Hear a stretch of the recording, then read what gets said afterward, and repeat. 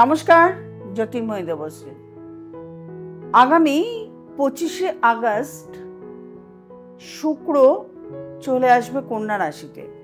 কন্যা রাশিতে শুক্র এখানে নিচস্থ হয়, মীন রাশিতে শুক্র উচ্চস্থ হয়। শুক্রের নিজস্ব ঘর বৃষ রাশি। যাই হোক, শুক্র কেতু এই কন্যা রাশিতে নিচস্থ শুক্রের সঙ্গে কেতুর সংযোগে প্রত্যেকটা রাশির নিয়েই আমি বলছিলাম, খুব ছোট করে জিস্ট আমি বলছিলাম, সেটা নিয়েই আলোচনা করব। এর আগে আমি কন্যা রাশি অবধি বলেছি, আজকে বলবো তুলা রাশি থেকে মীন রাশি।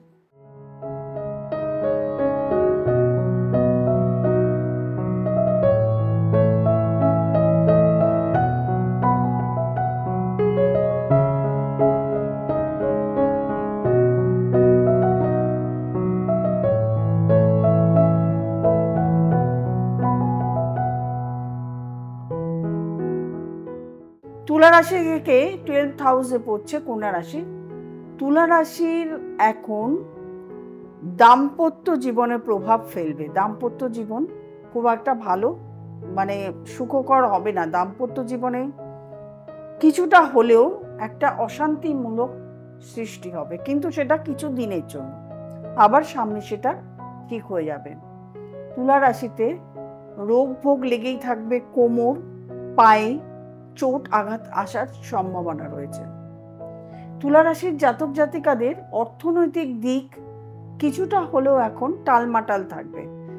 যতটা আয় ঠিক ততটা ব্যয়। কোনো রকম এখন কোনো অর্থনৈতিক দিকে এখন কোনো তুমি গোছাতে পারবে না। অর্থনৈতিক দিকে যে একটু কিছু তোমার সঞ্চয় হবে, সেটা কিন্তু তুলা রাশির জাতক জাতিকাদের এখন হবে না।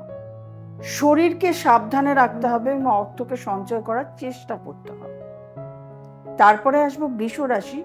বৃষ রাশির জাতক জাতিকাদের দাম্পত্য জীবন ভীষণ ভালো, অর্থনৈতিক দিক ভীষণ ভালো। তবে একটুখানি বলবো যে কাজ তুমি শুরু করবে সেই কাজটা কিন্তু এখন শেষ করতে পারবে না। কোনো কাজ আগেও শুরু করেছো, শেষের সময় এখন সে কাজটা কিন্তু এখন শেষ হবে না। শেষ হতে গেলে কিন্তু ট্রাবল হবে, কিছুটা হলেও ট্রাবলের সম্মুখে কিন্তু এখন পড়বে। তারপরে আসবো ধনু রাশি। ধনু রাশির জাতক জাতিকাদের কোমর পা চোট আঘাত তো আসার সম্ভাবনাই। এছাড়া পেটের প্রবলেম হতে পারে, জলবাহিত রোগ হতে পারে, এছাড়া চেস্টের কোনো এরকম ইনফেকশন হতে পারে, মহিলাদের গুপ্ত রোগ হতে পারে। এগুলোর হওয়ার কিন্তু সম্ভাবনা রয়েছে। কিন্তু অর্থের দিকে এখন ভালো, আয় ভালো থাকবে। শুধু আমি শুক্র এবং কেতু নিয়ে যে সমস্যাগুলো হবে সেটাই কিন্তু আপনাদের সামনে তুলে ধরছি, কারণ রাশিফল নিয়ে আমি আলাদাভাবে ডিটেল আলোচনা করেছি। সেই জন্য শুধু শুক্র কেতু নিয়ে যে সমস্যাগুলো সামনে আসবে সেটুকুই আপনাদের সামনে তুলে ধরছি বলে খুব শর্টে আপনাদেরকে জানিয়ে নিচ্ছি। আর্থিক দিক কিন্তু ভালো থাকবে, কিন্তু যখনই আপনারা কোনো কাজে হাত দেবেন সেটাকে একটু ভেবে চিন্তে, কোথাও ইনভেস্ট করবেন সেটাও কিন্তু ভেবে চিন্তে ইনভেস্ট করবেন। অনেকটা টাকা হঠাৎ করে এখন ইনভেস্ট না করাই ভালো। এরপরে আসবো মকর রাশি। মকর রাশির জাতক জাতিকাদের শরীর স্বাস্থ্য নিয়ে এখন একটু সাবধানে থাকতে হবে।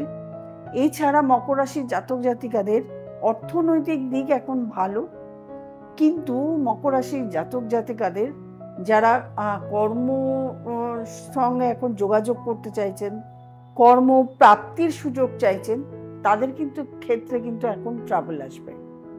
কোমর পায়ে চোট আঘাত আসতে পারে, শরীরকে নিয়ে বিব্রত থাকতে হতে পারে। এরপরে আসবো কুম্ভ রাশি। কুম্ভ রাশির জাতক জাতিকাদেরও কিন্তু পেটের প্রবলেম হতে পারে, শরীর স্বাস্থ্য নিয়ে টানা হেঁচড়া, একদম প্রচণ্ডভাবে টানা হেঁচড়া হতে পারে।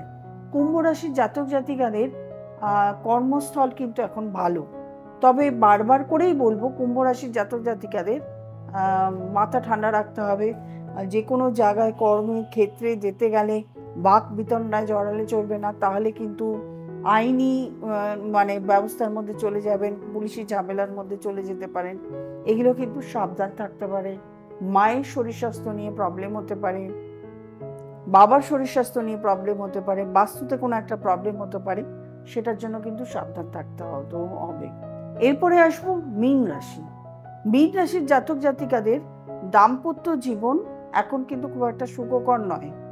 তবে মীন রাশির জাতক জাতিকাদের একটা জিনিস, যারা মানে আধ্যাত্মিকতার সঙ্গে যুক্ত যারা আছেন, তাদের এই সময়টা ভীষণ ভালো।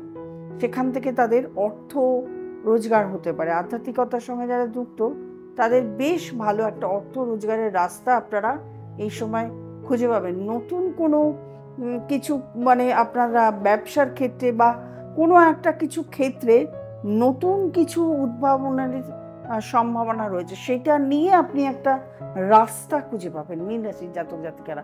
অর্থের দিক সামান্য টালমাটাল হলেও পরবর্তীকালে এটা কেটে গিয়ে একটা ভালো জায়গায় আপনারা পৌঁছতে পারবেন। আমি এই যে শুক্র কেতুর এটা বলছি, শুধুমাত্র শুক্র কেতু আপনার রাশি সাপেক্ষে কি ঘটতে পারে, কি খারাপ হতে পারে, সেটা আপনাদের সাবধানতার জন্য বলে দিলাম। আমি অন্যান্য গ্রহ কোথায় বসে আছে, তার জন্য কি হতে পারে, সেটা কিন্তু আমি বলি। সেই জন্য শুধু শুক্র কেতু, নিচস্থ শুক্র নিচস্থ কেতু ওখানে বসে আছে। কেতু আধ্যাত্মিকতা দেয়, আপনাকে স্পিরিচুয়ালিটি দেয়, এবং শুক্র হচ্ছে আপনাকে নারী জাতীয় কোনো ব্যক্তির আধ্যাত্মিকতা এখানে কানেকশন হচ্ছে।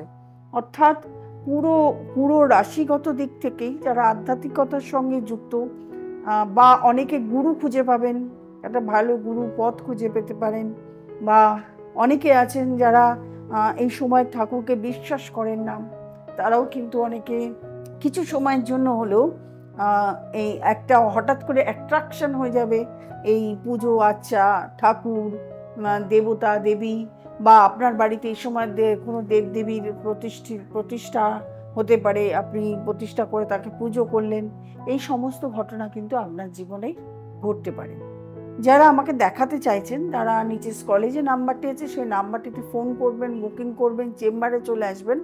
আর যারা অনলাইন করতে চাইছেন তারা অবশ্য ফোন করে একটু ফোন করে জেনে নেবেন কীভাবে অনলাইন প্রসেসটা রয়েছে।